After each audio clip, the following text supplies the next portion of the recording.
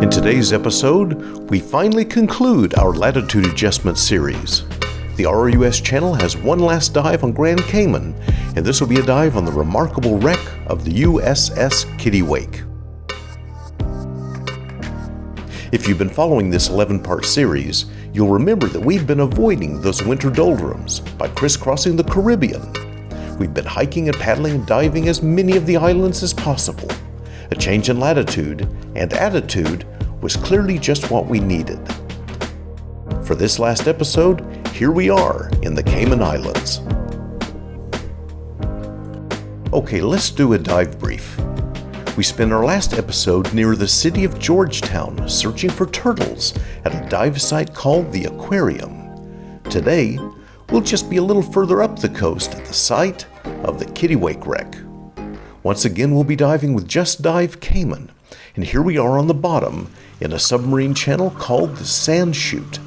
It's sort of like an underwater ski run. We'll follow this chute all the way down to the wreck site.